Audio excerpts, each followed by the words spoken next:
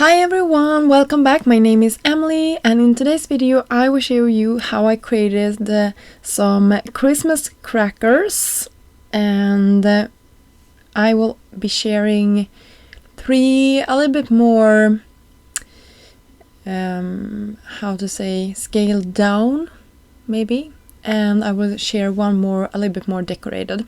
So you can see for every one of these I will cut two panels, so I will attach them with some glue, liquid glue in this case, also on the tabs over here and on the other side, and then I can flip it over and do the same thing to this side.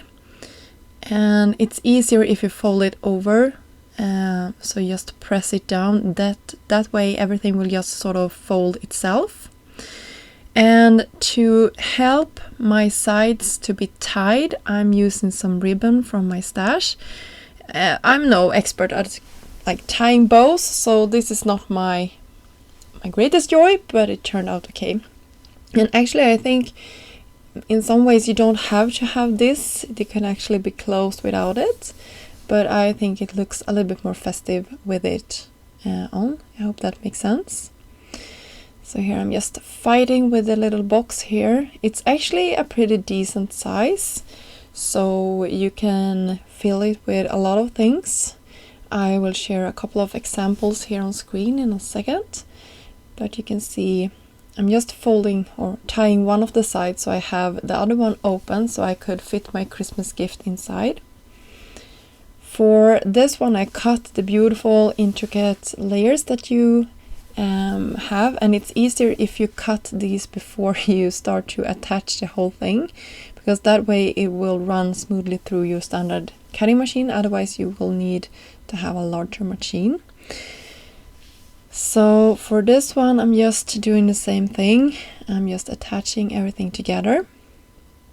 So if I want those on every other side, I have to make sure that I am looking at my die cuts so I don't accidentally cut two from both of them. I just want one for the other one. So for the Christmas yoke, this is a trick that I picked up.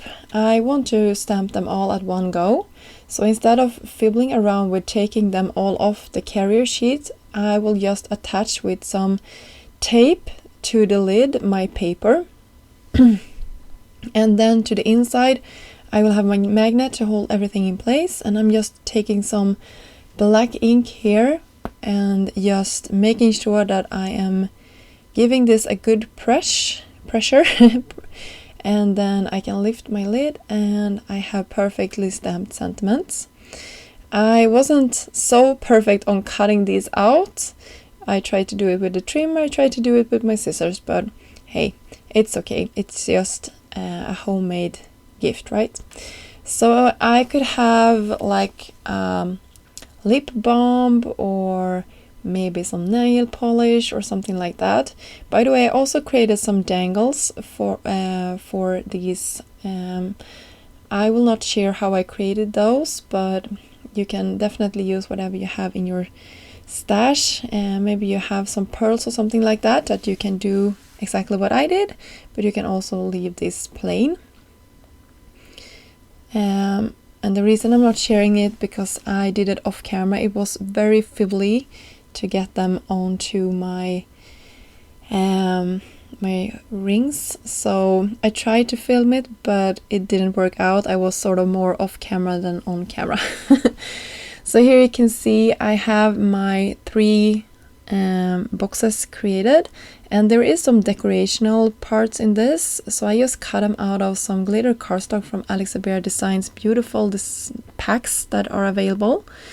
So I think that turned out so cute. I really love these, and I cut a bunch of them so I just could decorate the boxes with them. So you don't have to do all of the sides, but you can do some, and I think that is really cute. So now I shared three a little bit more simple boxes, and I will share a last one a little bit stepped up, and I enjoyed all of them, but I think this one is the one I like the most, just because I really like a finished project. So you can see here pattern paper really comes in handy because you don't have to do too much to it. It's sort of already done for you. For my decorations, for my box, I cut a bunch of the flowers from the Christmas bouquet die set. And then I will start to assemble all of my flowers. I will also have some gold twine for my sides. I will also pop one of those Christmas yolks inside before I'm tying this together. So here you go, we have it all finished, and you can see I also cut a bunch of those flowers. And to step it up, I'm just using some ink from Concord 9 to put together with my blending brushes from Trinity Stamps. And I'm just doing the center part, so you don't have to do the entire thing. I will also have some pink flowers, and then I can start to assemble all of these. And I'm having some foam between my layers just to give it even more dimension. For the centers, I used some gold mirror cardstock, also from the same pack as I used for the glitter gold glitter cardstock. So I like that they come in the same pack, so you get a ton of variety between the packs. So you can see how cute that turned out.